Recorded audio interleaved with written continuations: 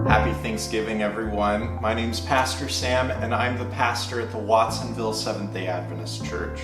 Petula, thank you so much for being with us and sharing your gift of music.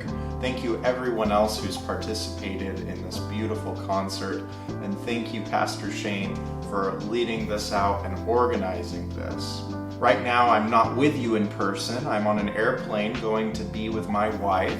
But I'm so thankful to be with you through the power of technology. My wife and I are friends with a couple who have a little girl, and we've adopted her as our niece. And so often, as it is with parents trying to raise their children up right, when she receives something, they want her to say, "Thank you." And this last time that we visited her, we got her a book. You see, she loves dogs. Right now, she is just obsessed with dogs and giggles at dogs and points at dogs. And so we got her this funny pop-up book about dogs. And when she said thank you to us, it just was so nice to hear this little person say, thank you for the book. But is this the fullness of what thankfulness means? See, we could run into a problem here, and the problem we could run into is thank you, something revolving around politeness. Is it just good manners? Is that why we say thank you? And what about to God? What does it mean to be thankful in a biblical sense? The story is told in the book of Acts, Acts chapter 16.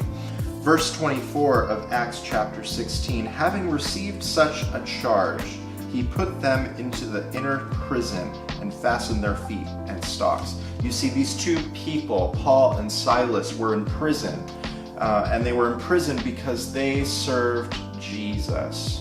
Now, sometimes we think that Christianity makes life easy, but we can see that that's not true. Even in the Bible doesn't paint the world in that picture. What would it be like this morning for you, for instance, if you were in prison?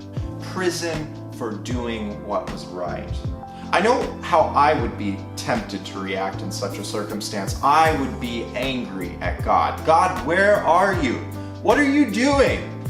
But we can see in verse 25 that Paul and Silas, these two leaders of the church, have a different plan in mind. Verse 25, but at midnight, Paul and Silas were praying and singing hymns to God, and the prisoners were listening to them. Suddenly there was a great earthquake, so that the foundations of the prison were shaken. And immediately all the doors were opened, and everyone's chains were loosed. Sometimes you and I are guilty of thanking God after He does things. In the moment, we would be crying out, saying, God, why am I locked up? And then in another moment, when God shakes the very foundations of hell, when God demonstrates to you that He has power over our circumstances, then we start praising God. But Paul and Silas here are praising God, and notice other people are even hearing them praising God.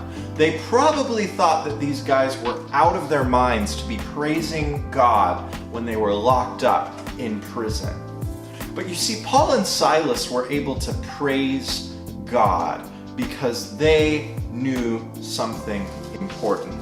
Paul writes about this in Hebrews chapter 12, where he describes the faithful generations, those who had continued to seek out God even when their circumstances told them that they were out of their minds. But the reason why Paul and Silas, and the reason that this great cloud of witnesses were able to continue to praise God in their circumstances was this. Hebrews chapter 12, verse 28. Therefore, since we are receiving a kingdom which cannot be shaken, let us have grace by which we may serve God acceptably with reverence and godly fear. for our God is a consuming fire. Friends, the very thing that you are worried about this morning, the very thing that might be keeping you from really truly having a heart of thanksgiving this morning, God is able to consume in a moment. What's beautiful in the story of Acts chapter 16 is after this imprisonment, the guard who had imprisoned them was offered grace. When we recognize that God holds our future in his hands, we can say with Paul and Silas, Satan, do your worst, because I am a part of a kingdom that is unshakable. And Jesus has established that kingdom even now, even in the midst of my perplexities, even in the midst of my heartaches. Jesus' kingdom is an unshakable fortress in my heart.